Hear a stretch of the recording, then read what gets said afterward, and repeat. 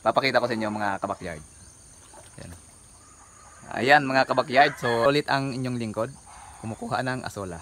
Ayan, asola. Ang pakain sa alaga natin. So makapal pa din yung asola natin, no? Papakita ko sa inyo mga kabakyard. Ayan. Kaya hinog-hinog na yung saging natin. Kukuha tayo. Ayan. Kita nyo? Kinakain na ng mga ibon. Ayan. Kinakain ng mga ibon.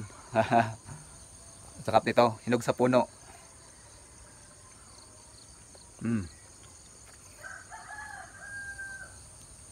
Alaga na natin yung bibig.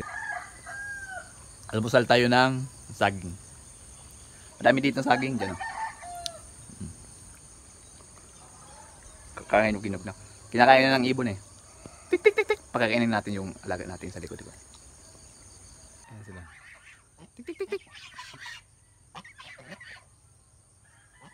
Dahil tapos na tayo magpakain, punta tayo doon sa pitsaya natin. Punta tayo ngayon sa pitsaya natin dahil nag-harvest tayo ngayon eh. Nagbebenta ulit tayo. Ito sa likod ko, nalinis ko na pala to. At yan sa likod natin, nalinis ko na yan. Since nawala pa naman tayong madaming manok, maliliit pa, lalagyan muna natin sila ng gulay. Ayan. Dito ako magtatanim ng gulay. So punta tayo doon sa taas dahil nandun yung pitsay natin. Ano? Mamaya bibenta ulit tayo ng pitsay. Ayan. So ganun lang yung buhay ko dito, di ba? Di ba? Nakaka-enjoy. Ayan, dito ulit tayo sa pitsaya natin. Ayan. Dati mag-isa lang ako, tapos naging dalawa. Ngayon tatlo na kami. Ayan. Mamaya dadami yan. So, yung papaya na pala natin dito, ayan, may hinog na yan. Ayan. May hinog ulit. Ayan oh, ang ganda oh. Ang tamis nito kasi laki ng niyog oh. Diba? Mas malaki pa to sa niyog eh.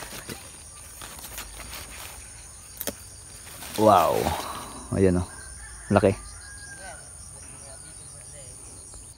Pampakain sa alaga natin.